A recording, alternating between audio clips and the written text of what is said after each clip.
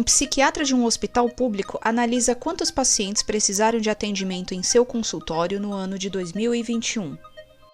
E um instituto privado de pesquisa eleitoral investiga as intenções de voto para a presidência da República em 2022. Pode até parecer que estamos falando de dois universos completamente diferentes, mas na realidade os dois estão fazendo a mesma coisa nesse exato momento.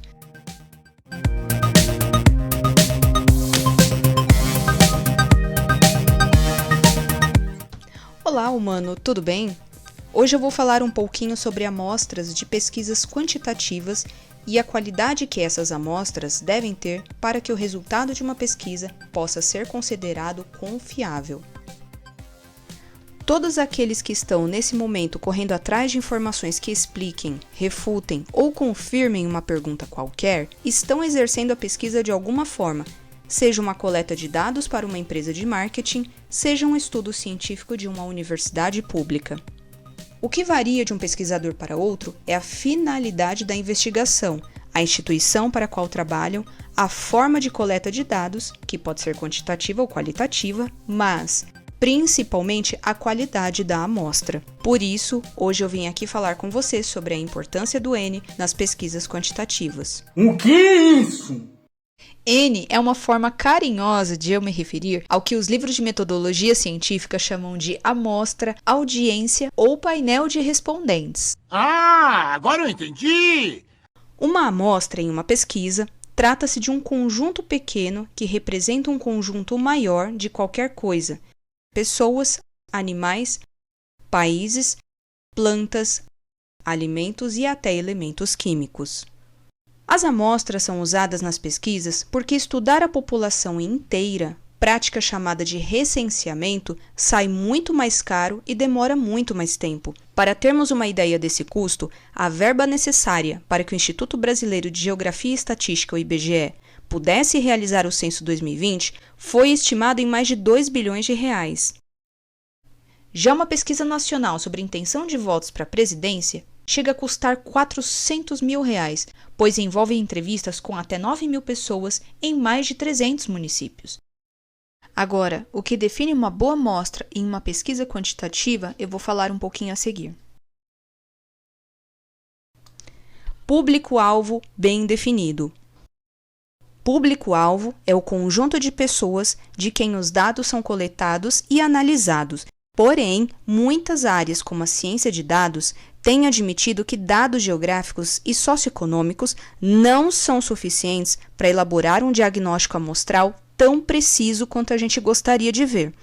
Podemos usar o exemplo dos 2 príncipes britânicos a seguir. É o quê? Essa aqui é uma postagem que eu encontrei no LinkedIn que resume muito bem o que a gente está falando aqui. Vamos além do básico, vamos entender a persona de forma mais profunda. Então a gente tem aqui o Príncipe Charles, homem, nascido em 1948, residente no Reino Unido, casado 2 vezes, mora em um castelo, classe A e tem grande poder aquisitivo. E o Ozzy Osbourne, homem, nascido em 1948, residente no Reino Unido, casado 2 vezes, mora em um castelo, classe A e também tem um grande poder aquisitivo. Se a gente precisasse fazer uma pesquisa quantitativa, a gente poderia colocar essas 2 pessoas dentro de uma mesma amostra e ter um resultado final confiável? Fica aqui a pergunta. Boa pergunta. Representatividade. Ao optar por um estudo por amostragem, o pesquisador deve definir quais as unidades estatísticas que vão pertencer à sua amostra. Unidade estatística, aliás, caso você não seja familiarizado com o termo, é cada um dos elementos da população sobre quem recai o estudo. Então, por exemplo, se a população é 50% feminina e 50% masculina, a amostra não pode ter uma proporção de 70% de mulheres e 30% de homens. Errou! Quantidade considerável de elementos. Apesar de muitas referências em pesquisa, como livros e e-books, apontarem que o tamanho da amostra não é o único fator que importa em uma pesquisa, intuitivamente todos nós sabemos que quanto maior a amostra, mais próximos da realidade serão os resultados. Assim, as unidades estatísticas têm maior probabilidade de representar a realidade de uma população inteira e, consequentemente, a margem de erro da pesquisa vai ser a menor possível. Você já deve ter ouvido falar sobre margem de erro em algum momento da sua vida. Durante o período de eleições, é ainda mais comum ler esse termo em jornais ou ouvi-lo durante os noticiários. A margem de erro diz respeito a um cálculo que estima a quantidade de erros no resultado de uma pesquisa. Nas tradicionais pesquisas eleitorais, é comum termos uma variação de 2% ou 2 pontos percentuais para mais ou para menos. Vamos pegar um exemplo. Uma pesquisa recente de intenção de voto para a cidade de Barrolândia, no Tocantins, apontou que o candidato ao governo estadual X tem 60% das intenções de voto, com uma margem de erro de 5%.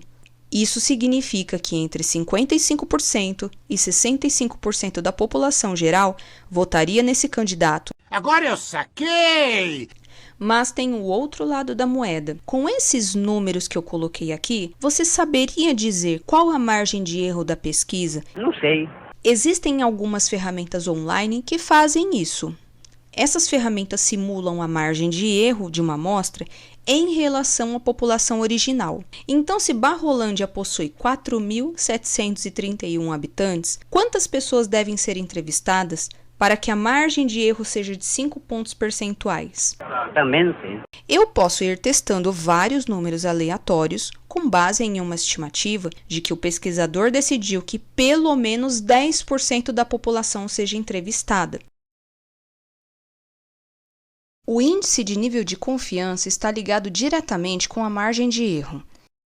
Ele representa a probabilidade de uma pesquisa ter os mesmos resultados se for aplicada com outro grupo de pessoas, dentro do mesmo perfil de amostra e com a mesma margem de erro. Vamos pegar uma pesquisa eleitoral com margem de erro de 2%, nível de confiança de 95%, onde é apontado que um candidato possui 60% das intenções de voto. De acordo com essa pesquisa, existe 95% de chance de a amostra indicar que esse candidato possui entre 58% e 62% das intenções de voto da população original. Bom, pessoal, por enquanto é isso. Estatística é um assunto bem maior do que foi falado hoje aqui, mas teremos outras chances de explorar mais em outros vídeos esse assunto. Espero ter ajudado de alguma forma e até mais.